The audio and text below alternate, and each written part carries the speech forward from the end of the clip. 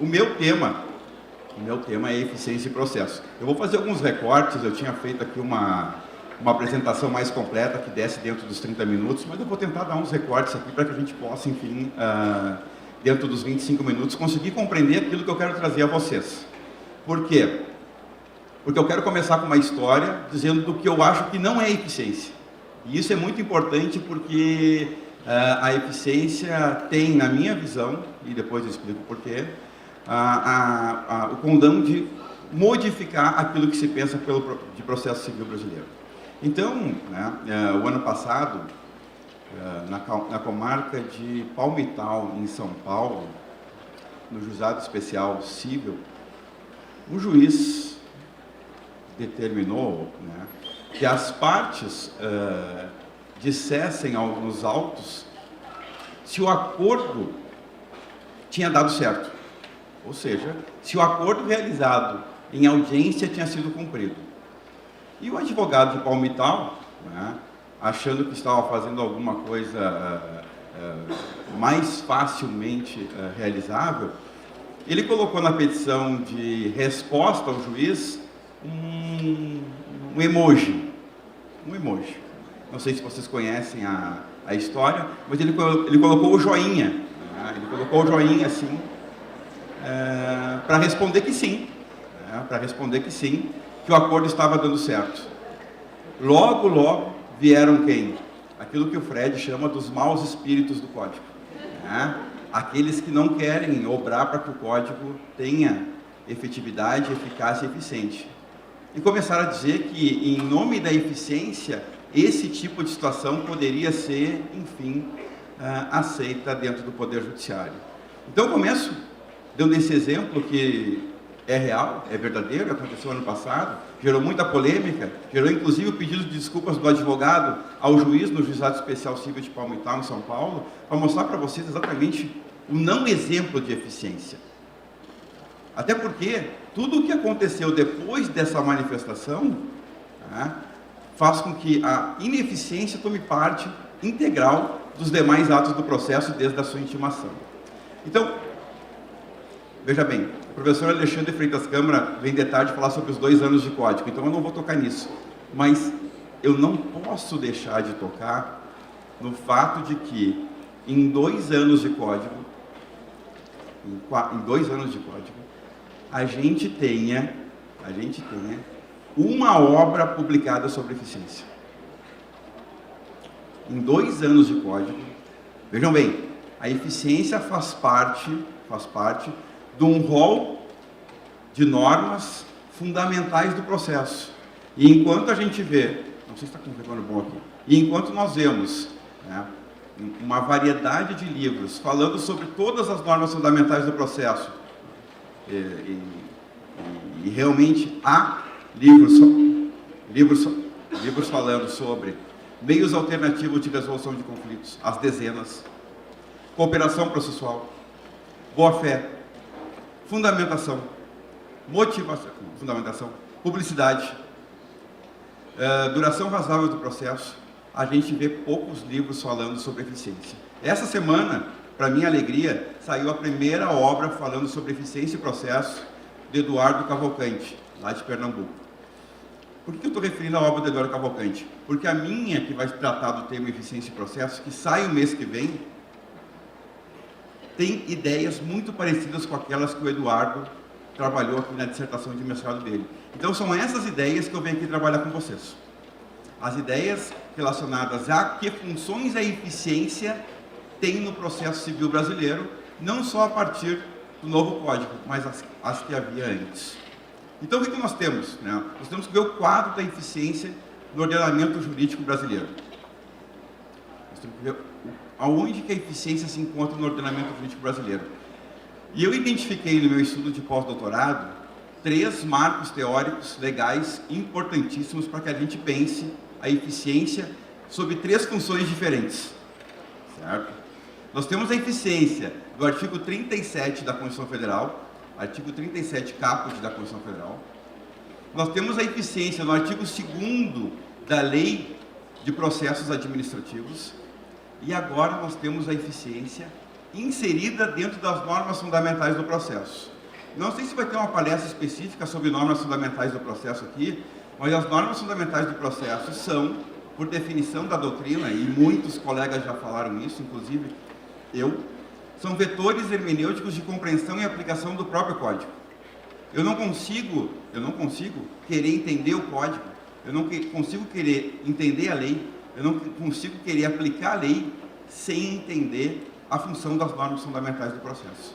E por isso que eu falei agora há pouco em boa-fé, né, em duração razoável, em princípio da primazia do julgamento de mérito, em fundamentação, em publicidade, em ordem cronológica do processo, em incentivo aos meios alternativos de resolução de conflitos, ou a justiça multiportas, que é o nome mais atual. Tudo isso faz parte dessa normatividade fundamental. Os negócios processuais, eu defendo, que também são parte da fundamentação inicial dos artigos do Código. Então, todos esses, essas regras, princípios, valores, são partes de uma compreensão maior do Código. E o artigo 8º traz o quê? A eficiência. Então, nós temos, dentro das normas fundamentais do processo, também a eficiência como um norte a ser perseguido dentro do Poder Judiciário e dentro do processo. Qual é o problema? Apesar das normas fundamentais do processo terem, dentro dos artigos que lhes correspondem, artigos muito bem construídos, nós estamos falando aqui, na minha opinião, do pior de todos os artigos do Código de Processo Civil. O artigo 8º é uma verdadeira salada de fruta. O artigo 8º é uma verdadeira, que nem alguns defendem, colocação de tudo aquilo que o legislador acabou achando que era bonitinho dentro de um mesmo artigo. Então, o artigo 8º é o artigo que diz ao juiz como ele deve aplicar o ordenamento jurídico brasileiro. Bom, então, uma dessas formas é a partir da eficiência. Então, vamos lá, dividindo as três eficiências. Eu tenho, então, a eficiência na Constituição Federal, eu tenho a eficiência no processo administrativo e tenho a eficiência agora dentro do Código de Processo Civil Brasileiro. Qual é a função de cada uma, ou elas são as três iguais? A eficiência da Constituição Federal abarca o conceito de eficiência que existe na Lei de Processo Administrativo, que abarca o conceito de eficiência que existe no Código de Processo Civil Brasileiro? Essa é uma questão que a gente tem que responder. Essa é uma questão que, para a compreensão do papel da eficiência no processo, precisa ser respondida. Então, a partir dessa investigação, a partir desses exemplos, que eu posso dar mais depois, como trazida inicial do caso do Joinha, é que eu comecei a investigar para que a eficiência não se tornasse exatamente aquilo que a doutrina dos maus espíritos quer que ela se torne. Quer que ela se torne algo feio de se falar. Quer que ela se torne algo que não se pode falar.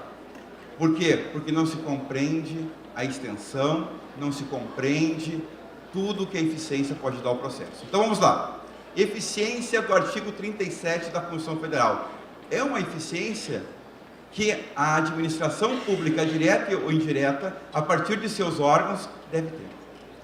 Ou seja, o Estado deve ser eficiente.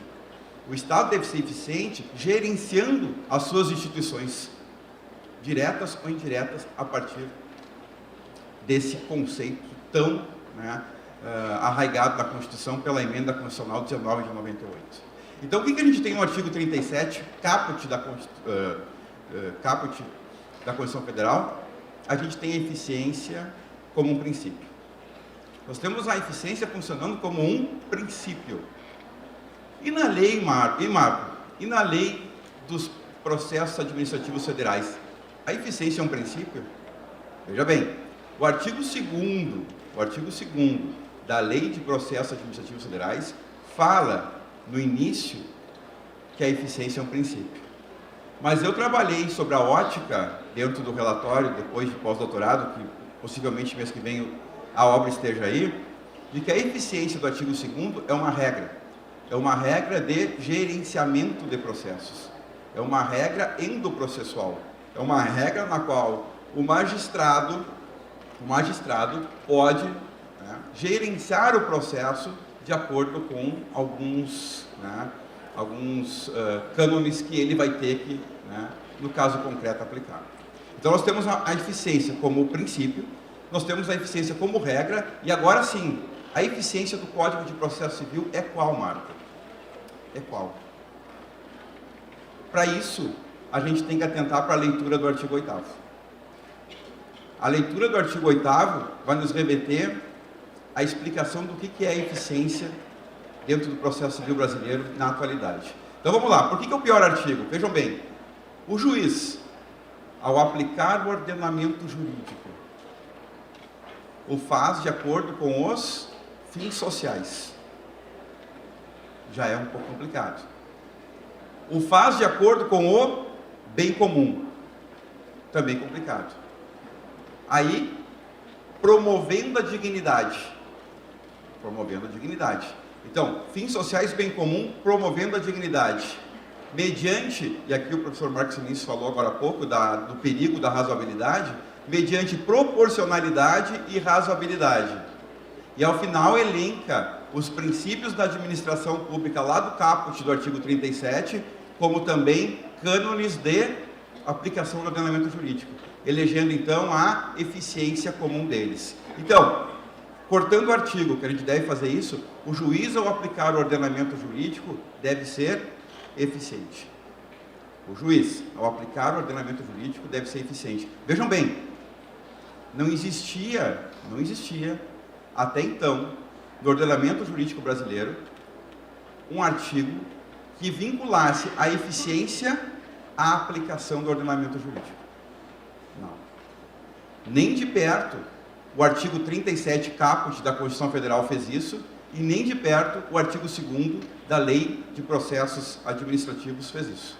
Mas o artigo 8º faz.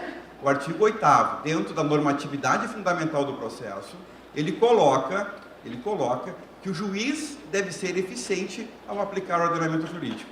E eu não vejo, e eu não vi, né, obviamente, porque escrevi sobre isso, eu não vi outra forma de tratar a eficiência do artigo 8º do Código de Processo Civil, senão como um metacritério de aplicação de outras regras e princípios processuais. Ou, como se alguns queiram, né, mudar a nomenclatura, uma metanorma de aplicação de outros princípios e regras processuais, ou ainda, né, na linguagem mais gaúcha ali do nosso professor da Universidade Federal do Rio Grande do Sul, hoje professor da Universidade de São Paulo, professor Humberto Ávila, um postulado normativo aplicativo. Veja bem, a eficiência do artigo 8º, ela auxilia o juiz na construção do regramento processual a ser aplicado mais eficientemente no processo. O juiz vai poder, a partir da eficiência, pegar 2, 3, 4, 5 artigos e ver na construção daquilo o que de mais eficiente ele pode retirar para que seja isso aplicado ao processo. E pessoal, no estado do Rio Grande do Sul, o nosso Tribunal de Justiça tem vários acórdãos nessa ótica. Eu não sei se depois vocês vão fazer uma pesquisa do Tribunal de Justiça de Santa Catarina, em outro qualquer, mas se vocês colocarem, né, no site de pesquisa do Tribunal de Justiça do Rio Grande do Sul, eficiência, artigo 8º, Código de Processo Civil, vocês vão ver que os desembargadores, enfim, os magistrados do Tribunal de Justiça, eles têm o que? Feito a construção hermenêutica de determinados artigos para que o processo seja o mais eficiente possível. E isso vai totalmente ao encontro daquilo que eu estudei nos últimos 2 anos. Exatamente aquilo que eu pensei que a eficiência do artigo 8º seria, é exatamente como o Tribunal de Justiça do Rio Grande do Sul vem aplicando em seus julgamentos o direito processual. Eu tenho no livro vários exemplos de acórdãos já publicados sobre esse norte, sobre essa esteira de compreensão de que a eficiência é um postulado hermenêutico. Mas eu deixo aqui para vocês o acórdão de número 700-722-78500, de lá para deixa eu ver,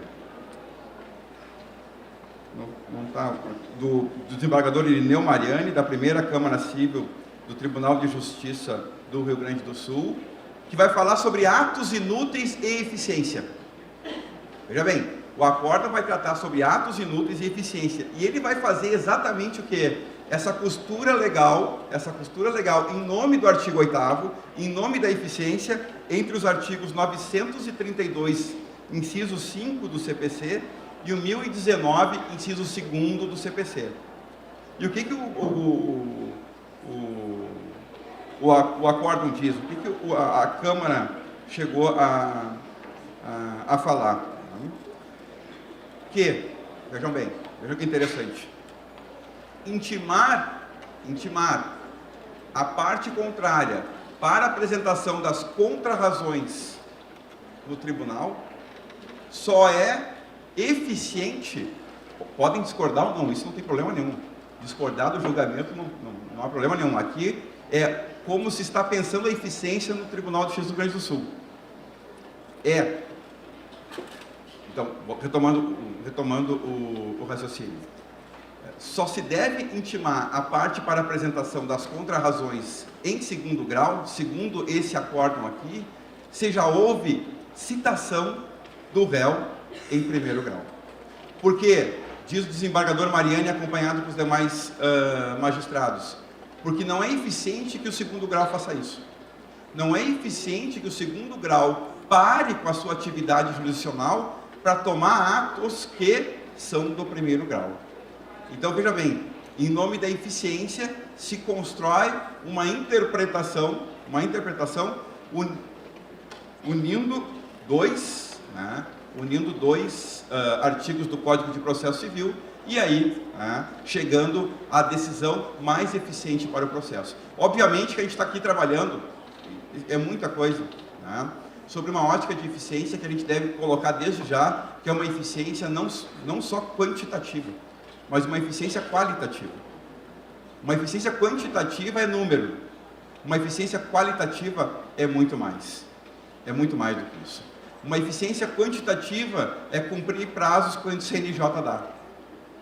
Uma eficiência qualitativa é a prestação jurisdicional sendo efetiva, eficaz e eficiente. E aí já abre uma outra janelinha aqui para nós poder conversar sobre efetividade, eficácia e eficiência. Por quê? Porque isso é importante para saber quando isso se dá no processo. Isso é deveras importante para saber quando isso se dá no caso concreto. O que é a capacidade do processo ser eficaz? O que é a capacidade do processo ser efetivo? O que é a capacidade do processo ser eficiente? O processo é eficaz, ele acaba. Acabou. O juiz pegou a petição inicial, era caso de improcedência liminar de pedido, sentenciou, acabou o processo. Tudo bem, ele foi eficaz. Mas ele produziu resultados, que nem disse o professor Marcos aqui, um pouquinho antes do que eu, ele produziu resultados desejáveis, ele foi um processo adequado.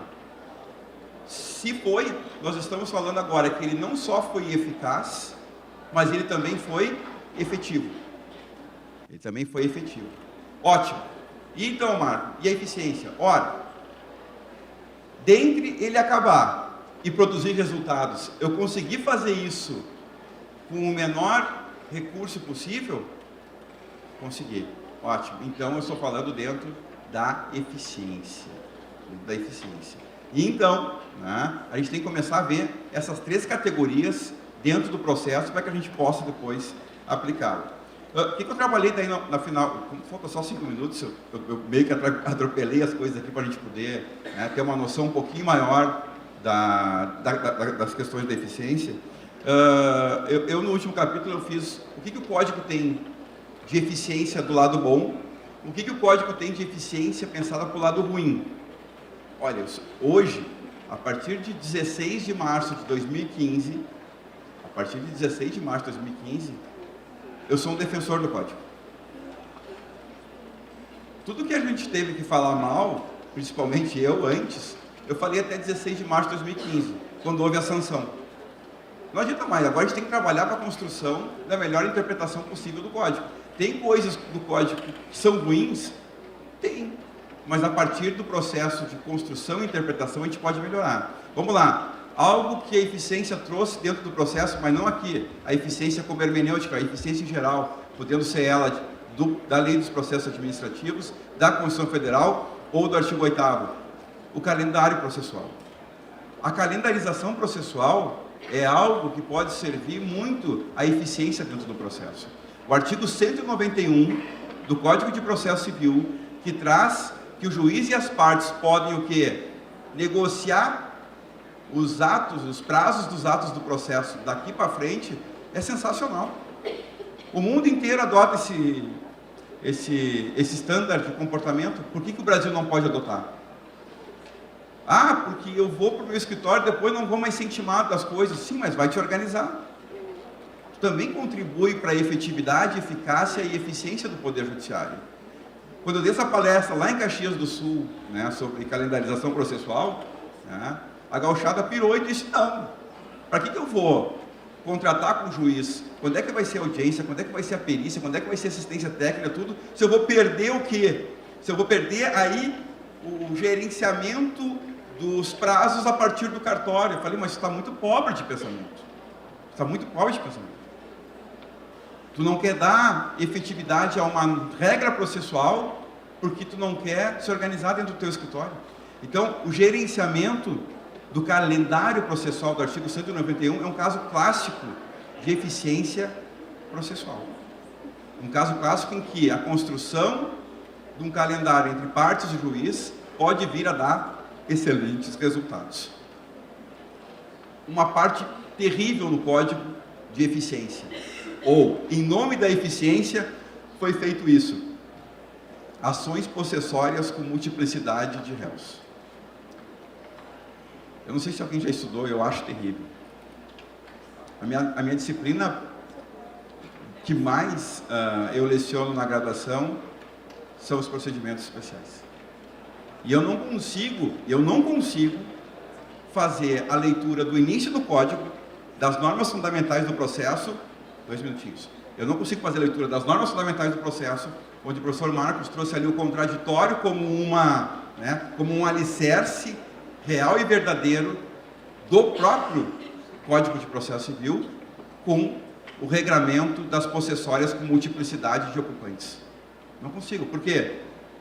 Porque eu não tenho forma efetiva, eficiente de citar aqueles que estão esbulhando ou turbando a posse de alguém. Então, o legislador pensou ali numa solução mágica. Olha, o oficial de justiça vai até a zona que está conflituosa, acha um ou dois, cita, devolve o mandado e está feita a citação daqueles que forem possivelmente encontrados. E agora, Marco? Agora é o seguinte, por oficial de justiça já não precisa mais. O juiz, aí de novo, o magistrado, vai ter que construir, olha, prestem bem atenção ao artigo 8º, o magistrado vai ter que construir de forma eficiente uma forma de citação dos demais, ou uma forma pelo menos de visualização de que há a reintegração ou a manutenção de posse para os demais ocupantes da área, ou ameaçadores. Porque ali diz, o próprio artigo diz, olha, devolvido o mandado, o juiz pode tentar, de acordo com a imprensa local, de acordo com os costumes local, citar da melhor forma possível. Cartazes, um aviãozinho passando, vocês estão citados com aquele rabicho, alguma coisa vai ter que ser. Saiu na revista Rural, se é uma área rural, não adianta botar na Folha de São Paulo, tempo esgotado. É mais nesse sentido. 25 e 32. Pessoal, foi corrido, eu tive que reduzir um pouquinho a fala, mas tudo isso em nome de que o Congresso acabe realmente perto do horário do almoço e todo mundo possa desfrutar aí, logo mais as refeições. Muito obrigado.